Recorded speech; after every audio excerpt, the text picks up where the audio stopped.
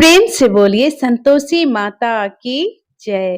प्रिय श्रोताओं, शुक्रवार के दिन माँ संतोषी का व्रत और उनकी पूजा कथा के बिना अधूरी मानी जाती है।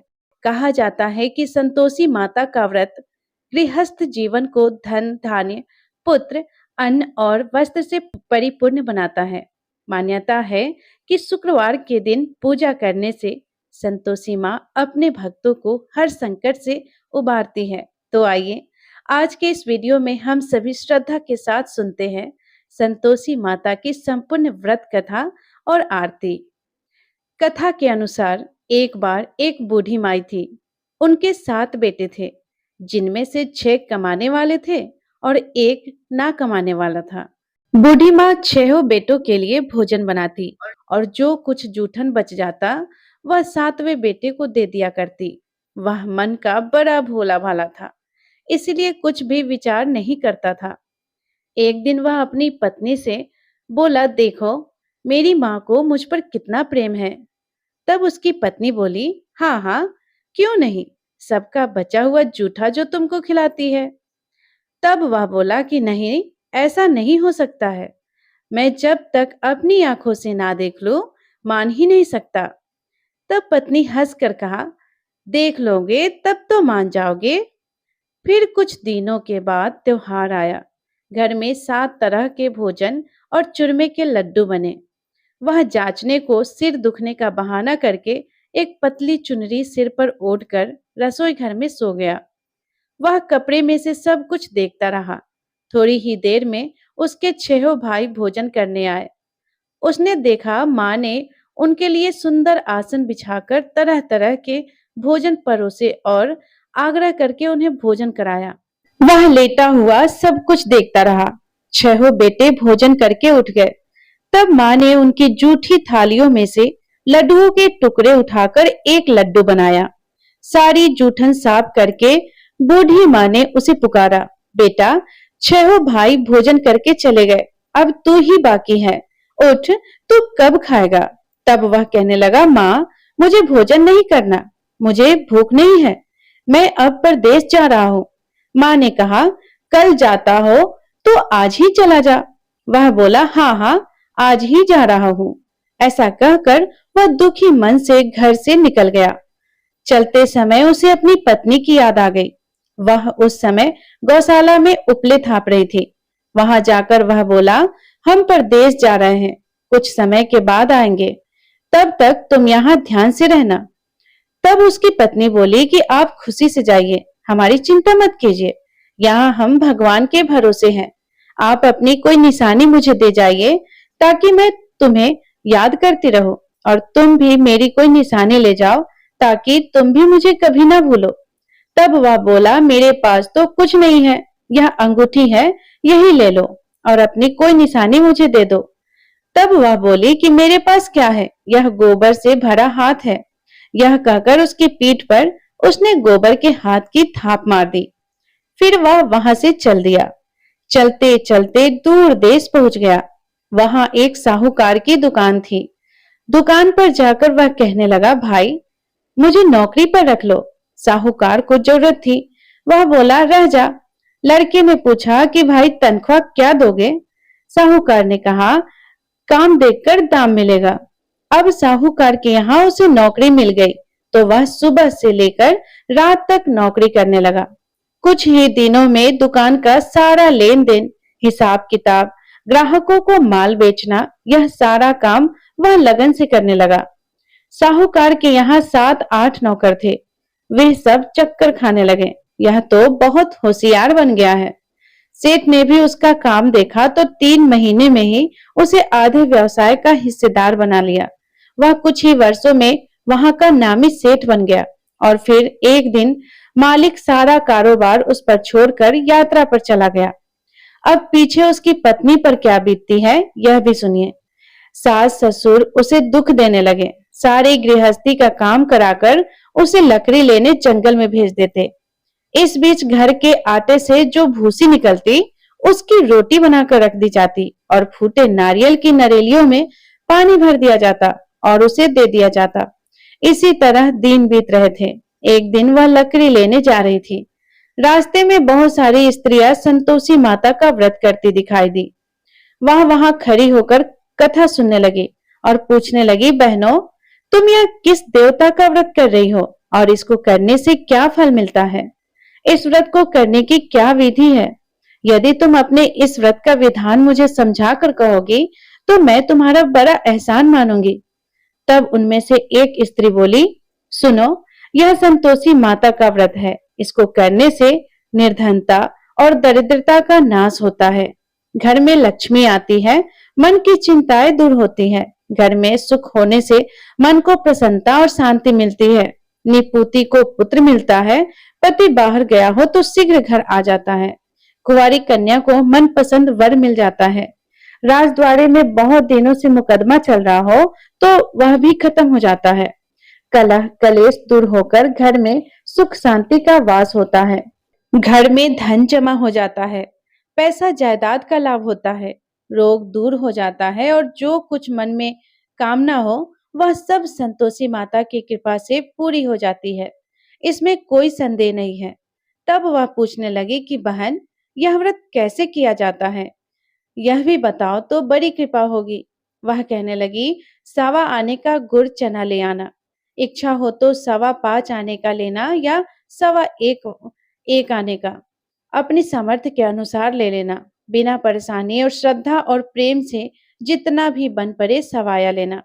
प्रत्येक शुक्रवार को निराहार रहकर कथा सुनना, इसके बीच क्रम टूटे नहीं, लगातार नियम पालन करना, सुनने वाला कोई ना मिले तो घी का दीपक जलाकर उसके आगे जल के कलश को रखकर सामने बैठकर कथा कहना, परंतु नियम ना टूटे। जब तक कार्य सिद्ध ना हो नियम का पालन करना और कार्य सिद्ध हो जाने पर व्रत का उद्यापन करना। 3 मास में माता फल पूरा करती है। यदि किसी के ग्रह खोटे भी हो तो माता वर्ष भर में कार्य सिद्ध करती है। फल सिद्ध होने पर उद्यापन कर लेना चाहिए, बीच में नहीं करना चाहिए। उद्यापन में सवाई सेर आटे का खाजा और इसी माप से खीर तथा चने का साग बनाना, 8 लड़कों को भोजन कराना, जहां तक मिले जेठ देवर भाई बंधु के या परिवार के ही हो, ना मिले तो रिश्तेदारों और पास पड़ोसियों को बुला लेना, उन्हें भोजन कराकर यथाशक्ति फल दक्षिणा आदि देकर माता का नियम पूरा करना। उस दिन घर में ना तो खटाई खाना और ना ही दान करना। यह सुनकर बुढ़िया के लड़के की पत्नी चल पड़ी। रास्ते में लकड़ी के बोझ को बेच दिया और उन पैसों से गुड़ चना लेकर वह संतोषी माता के व्रत की तैयारी करके आगे चली और सामने मंदिर देखकर पूछने लगी कि यह मंदिर किसका है? सब कहने लगे कि यह तो संतोषी माता का मंदिर है। यह सुनकर वह माता के मंदिर में जाकर माता के चरणों में लौटने लगी, दीन होकर विनती करने लगी, माँ, मैं निपट अज्ञानी हूँ, व्रत के कुछ भी नियम नहीं जानती, मैं बहुत दुखी हूँ। हे माँ, हे जगत जननी, मेरा दुख दूर करो, मैं आपकी शरण में हूँ। उसकी इस विनती को सुनकर संतोषी माता को उस पर दया आ गई। एक शुक्रवार बीता कि दूसरे को उसके पति का पत्र आया और तीसरे शुक्रवार को उसका भेजा हुआ पैसा आ पहुंचा। यह देखकर जेठ जेठानी मुंह सिकोड़ने लगे। इतने दिनों में इतना पैसा आया, इसमें क्या बधाई। लड़के ताने देने लगे, अब तो काकी के पास पत्र आने लगे, रुपया आने लगा, अब तो काकी की खातिर बढ़ेगी, अब तो काकी बोलने से भी नहीं बोलेगी। बेचारी सीधी साधी थी, कहती कि भैया कागज आवे रुपया आवे, हम सभी के लिए तो अच्छा है। ऐसा कहकर आंखों में आंसू भरकर संतोषी माता के मंदिर में आकर मातेश्वरी के चरणों में गिरकर वह रोने लगी। माँ, मैंने आपसे पैसा कब मांगा है? मुझे पैसे से क्या काम है? मुझे तो बस अपने पति से काम है। मैं तो अपने पति के दर्शन मांगती हूँ माँ। तब माता ने प्रसन्न होकर कहा कि जा बेटी, तेरा पति भी जल्दी आएगा। यह सुनकर वह खुशी से बावली होकर घर में जाकर काम करने लगी। अब संतोषी माता विचार करने लगी कि इस भोली भाली पुत्री को मैंने कह तो दिया है कि तेरा पति आएगा, पर आएगा कैसे? वह तो इसे स्वप्न में भी याद नहीं करता। अब उसे याद दिलाने के लिए तो मुझे ही जाना पड़ेगा। इस तरह माताजी उस बूढ़ी माई के बेटे के पास जाकर उसके स्वप्न में प्रकट होकर कहने लगी, साहूकार के बेटे, सो रहा है या जाग रहा है? तो वह कहने लगा, माँ, सोता भी नहीं और जागता भी नहीं, कहो क्या आज्ञा है? संतोषी माता कहने लगी कि तेरे घर बार कुछ है कि नहीं? वह बोला, माँ, मेरे पास सब कुछ है, माँ बाप है, पत्नी है, क्या कमी है? तब माता बोली, बोले, पुत्र, तेरी पत्नी घोर कष्ट उठा रही है, तेरे माँ बाप उसे त्रास दे रहे हैं और वह तेरे लिए तरस रही है, जाकर उसकी सुधि ले। तब वह बोला कि हाँ माता जी, यह तो मालूम है, परंतु जाओ तो जाओ कैसे? परदेश की बात है, लेन देन का कोई हिसाब नहीं, कोई जाने का रास्ता नहीं आता, कैसे चला जाऊं? माँ कहने लगी, मेरी बात मान, सवेरे नहा धोआकर संतोषी माता का नाम ले, घी का दीपक जलाकर दंडवत कर दुकान पर जा बैठ। देखते देखते तेरा सारा लेन देन चुक जाएगा, जमा का माल बिक जाएगा, साझ होते होते धन का भारी ढेर लग जाएगा। अब सवेरे जल्दी उठकर वह भाई बंधुओं से अपने सपनों की बात बताने लगा। सबने उसकी बात को अनसुना करके उसकी खिल्ली उड़ाने लगे। कभी सपने भी सच होते हैं भला? तब एक व्यक्ति बोला कि देख भाई, मेरी बात मान, इस प्रकार झूठ साच करने के बदले देवी ने जैसा कहा है वैसा ही करने में तेरा क्या जाता है? अब उन बूढ़े व्यक्ति के बात मानकर वह नहा धोआकर संतोषी माता को दंडवत घी का दीपक जलाकर दुकान पर जा बैठा। थोड़ी ही देर में उसने क्या देखा कि देने वाले रुपया लाने लगे, लेने वाले हिसाब लेने लगे। कोठे में भरे सामान के खरीदार नकद दाम दे देकर सौदा करने लगे। शाम तक धन का भारी ढेर लग गया।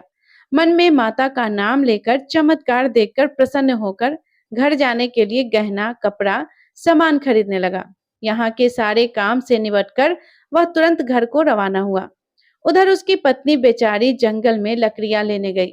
लौटते समय माता जी के मंदिर में वह रुककर विश्राम करने लगी। वह तो उसके प्रतिदिन रुकने का विश्राम स्थान जो ठहरा। वहां पर धूल उड़ती देखकर उसने माता से पूछा, हे माता, यह धूल कैसी उड़ रही है? तब माता कहने लगी कि हे पुत्री, तेरा पति आ रहा है। अब तू ऐसा कर कि लकड़ियों के 3 बोझ बना, एक गट्ठर को नदी के किनारे रखकर और दूसरा मेरे मंदिर पर और तीसरा गट्ठर अपने सिर पर रख।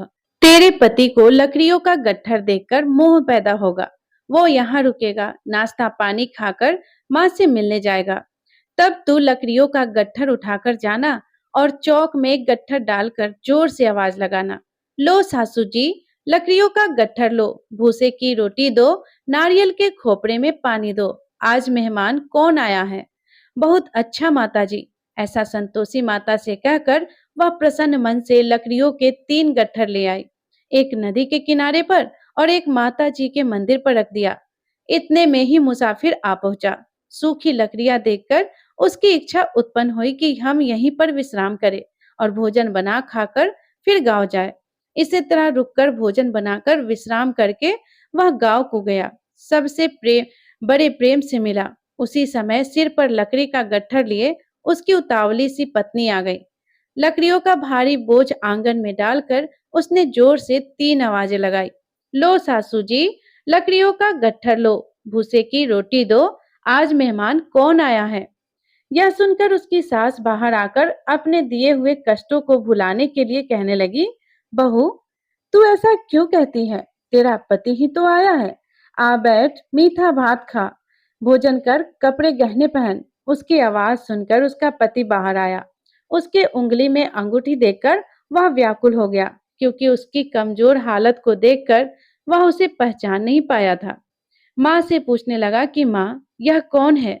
माँ ने कहा कि बेटा, यह तेरी पत्नी है। आज पूरे 12 वर्ष हो गए जब से तू गया है, तब से यह गांव में जानवर की तरह भटकती फिरती है। घर का कोई काम काज कुछ नहीं करती, 4 पहर आकर खा जाती है। अब तुझे देखकर भूसे की रोटी और नारियल के खोपड़े में पानी मांग रही है। तब वह लज्जित और दुखी होकर बोला कि ठीक है माँ, मैंने इसे भी देखा और तुम्हें भी देखा। अब दूसरे घर की चाबी दो, मैं उसी में रहूंगा। माँ बोली कि ठीक है बेटा, जैसी तेरी मर्जी हो, सो कर। ऐसा कहकर चाबी का गुच्छा उसने पटक दिया।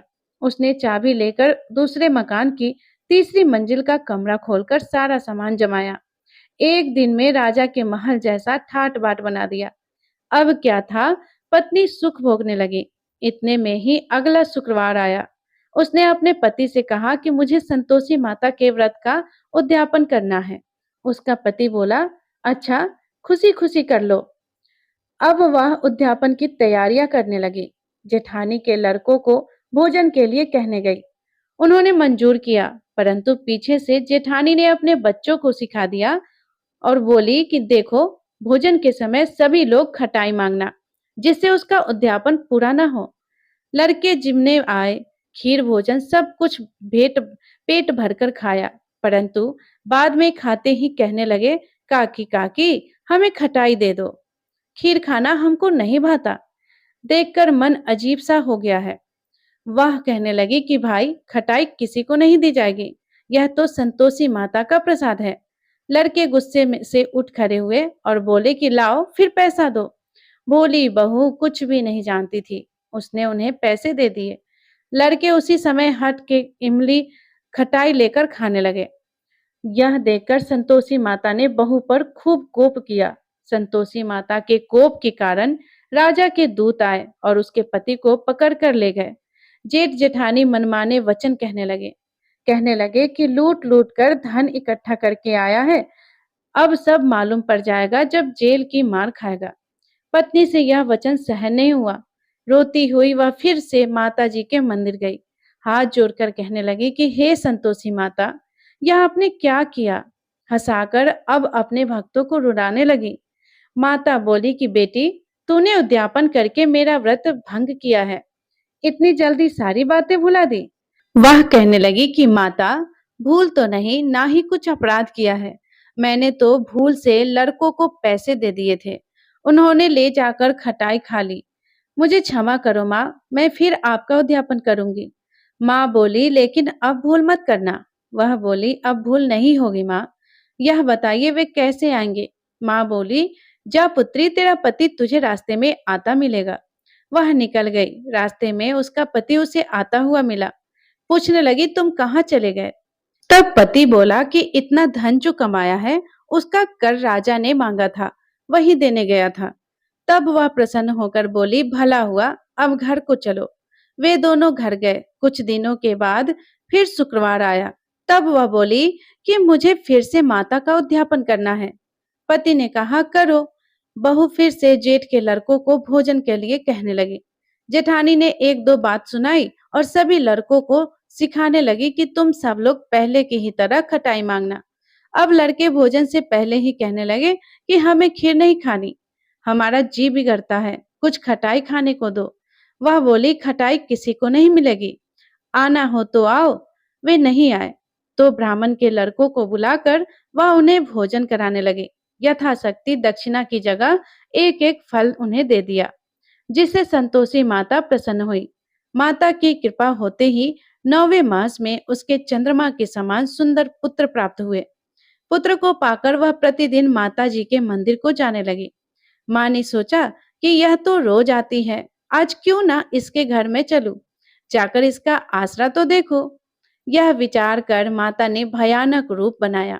गुड़ चने से सना मुख, ऊपर सुट के समान होठ, जिस पर असंख्य मक्खियां भिनभिना रही थी।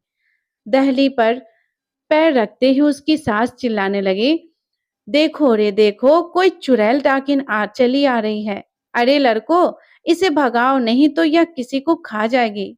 लड़के भागने लगे, चिल्लाकर खिड़की दरवाजे बंद करने लगे। बहू रोशनदान में से देख रही थी। वह प्रसन्नता से पगली बनकर चिल्लाने लगी, आज तो मेरे भाग खुल गया, आज तो मेरी माताजी मेरे घर आई है। वह अपने बच्चे को दूध पीने से हटाने लगी। इतने में ही सास का क्रोध फट पड़ा। वह बोली, अरे पगली, क्या देखकर उतावली हुई है, जो बच्चे को पटक दिया है। वह बोली, सासू माँ, मैं जिनका व्रत करती हूँ, यह वही संतोषी माता है। इतना कहकर झट से उसने सारे खिड़की दरवाजे खोल दिए। फिर तो सब ने माता जी के चरण पकड़ लिए और विनती करके कहने लगे कि हे माता, हम मूर्ख हैं, अज्ञानी हैं, आपके व्रत की विधि हम नहीं जानते। व्रत भंग करके हमने बड़ा अपराध किया है। हे जगत माता, आप हमारे अपराध क्षमा करो। उनके इस प्रकार विनती करने पर संतोषी माता प्रसन्न हुई।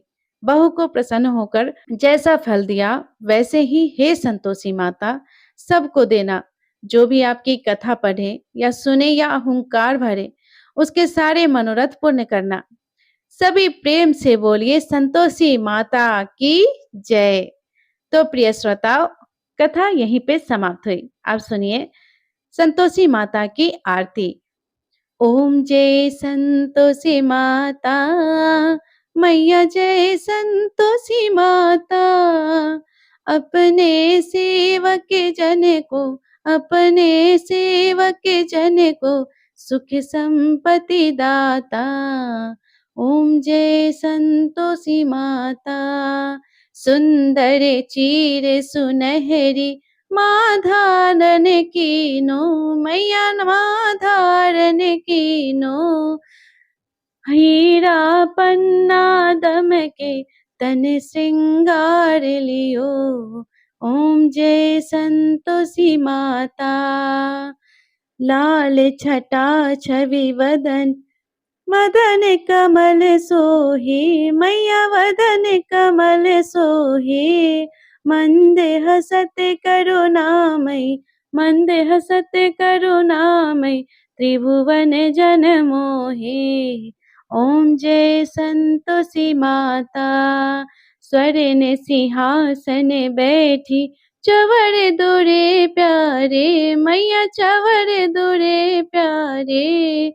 धूप दीप मधुमेवा, धूप दीप मधुमेवा, भोग धरे न्यारे।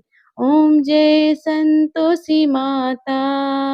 गुड़ चरचना परम प्रिय, माँ संतोष किए, मैया माँ संतोष किए। संतोषी कहलाई, संतोषी कहलाई, भक्तन वैभव दिए। जय संतोषी माता। शुक्रवार प्रिय मानत, आज दिवस सोही, मैया आज दिवस सोही। भक्त मंडली छाई, कथा सुनत मोही। जय संतोषी माता। मंदिर जगमग ज्योति, मंगल ध्वनि छाई, मैया मंगल ध्वनि छाई। विनय करे हमें बालक, विनय करे हमें भक्तन, चरणन सिर नाई। जय संतोषी माता। भक्ति भाव मय पूजा, अंगीकृत की जय, मैया अंगीकृत की जय। जो मन बसे हमारे, इच्छित फल दीजे। जय संतोषी माता। दुख दरिद्र रोगी, संकट मुक्त किए, मैया संकट मुक्त किए। बहु धन्य ध्यान भरे, घर सुख सौभाग्य दिए। जय संतोषी माता। ध्यान धयो जिस जन ने, मन वांछित फल पायो, मैया मन वांछित फल पायो। पूजा कथा श्रवण कर, घर आनंद आयो। जय संतोषी माता। शरण गहे की लज्जा, रखियो जगदम्बे, मैया रखियो जगदम्बे। संकट तू ही निवारे, दयामयी अम्बे। जय संतोषी माता। संतोषी माता की आरती जो कोई नर गावे, मैया जो कोई नर गावे। रिद्धि सिद्धि सुख संपत्ति, रिद्धि सिद्धि सुख संपत्ति, जी भर के पावे। ओम जय संतोषी माता। जय संतोषी माता, मैया जय संतोषी माता। अपने सेवक जन को सुख संपत्ति दाता। जय संतोषी माता। सभी प्रेम से बोलिए संतोषी माता की जय। तो प्रिय श्रोताओं, यह थी शुक्रवार व्रत की संपूर्ण कथा और आरती। यदि ये कथा आपको पसंद आई हो तो वीडियो को लाइक जरूर कीजिएगा और कमेंट बॉक्स में जय मां संतोषी लिखकर संतोषी माता का आशीर्वाद जरूर पाइएगा। धन्यवाद। राधे राधे। जय श्री कृष्णा।